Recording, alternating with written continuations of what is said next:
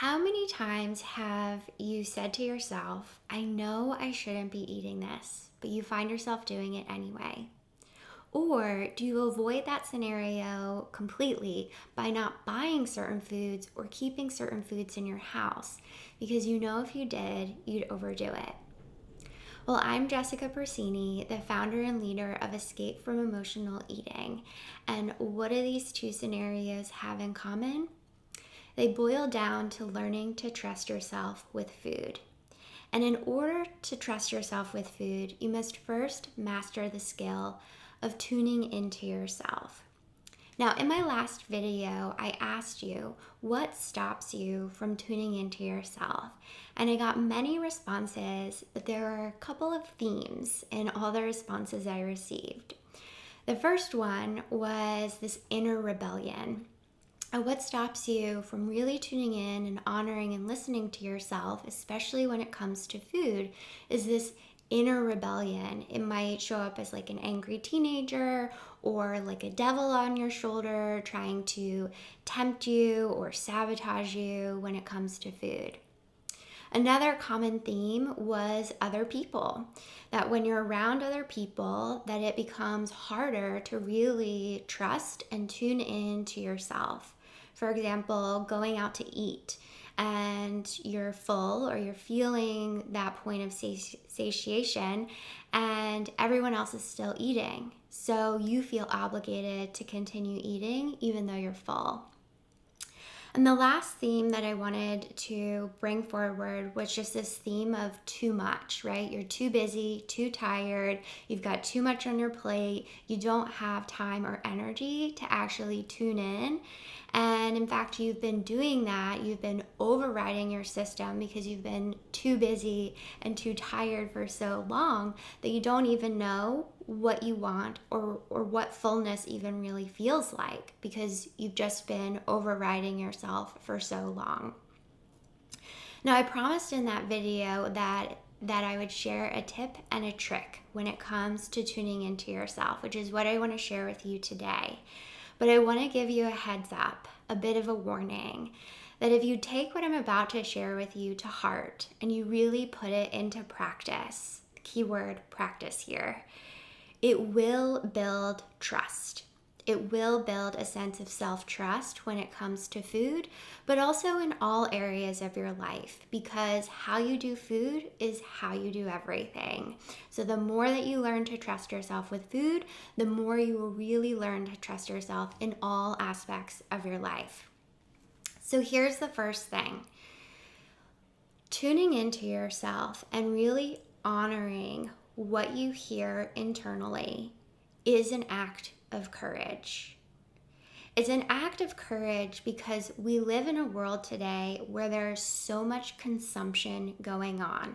And I'm not just talking about with food, I'm talking from the moment that you wake up to the moment that you go to sleep, there is constant input, there's constant stuff coming at you. And when that constant input happens over and over and over again, we start to mute or our internal voices, like our intuition, our inner guidance, our inner teacher, really starts to get put on mute. Now you add a layer of compulsions with food to that scenario and situation, and basically you've lost yourself, right? We don't even know which way is up, or are we hungry? Are we tired? What's even going on? So tuning into yourself and honoring that is a massive act of courage. Now, the root word of courage comes from Latin called cor, C-O-R, and this means to be of the heart. So literally, courage means to come from the heart. And the definition of courage is to really make a choice to honor your innermost feelings.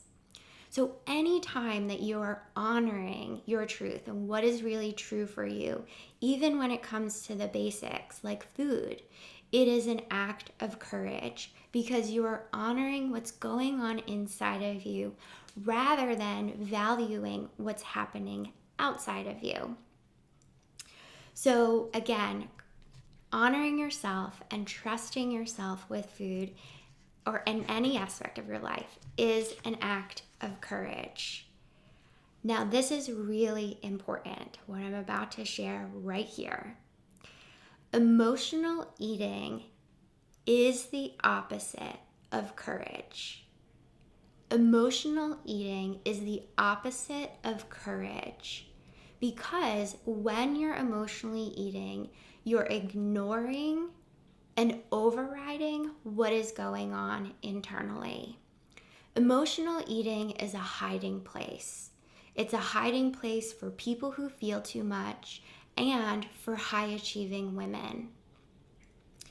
So as you practice, and the key word is to practice tuning in and honoring your innermost feelings, what is going on internally for you, you will build trust, not only with food, but also in all aspects of your life. Now, here's how you can start to practice this today. And it's a 3-part mantra. And the mantra is slow down, breathe, feel. Slow down, breathe, and feel. Now, when I was first starting on my healing journey with my relationship with food, I put this mantra on Post-it notes and put them in some major places where I knew I would see it, like my front door, the dashboard of my car, even the bathroom mirror.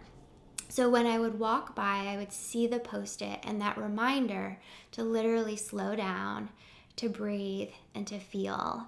And this practice supported me in being able to tune into myself, what is going on inside of me, and then be able to bring it out into the world so that I could tune in, know, am I hungry? Am I satiated? Am I tired? What am I really hungry for? And that ultimately led to my healing when it came to emotional eating. So if there was something that I shared in this video that resonated with you, I'd love to hear what it is. Feel free to drop it in the comments or even send it to me in a message. And if you'd like to know more about the work that I do and helping high achieving women heal the roots of their relationship with food and weed out their emotional eating, you can find me at escapefromemotionaleating.com. But before I go, I want to leave you with one final thought. Our world needs you. Our world needs all of you, especially the part that emotional eating steals. Until I see you again, I'm sending you love. I'll talk to you soon. Bye.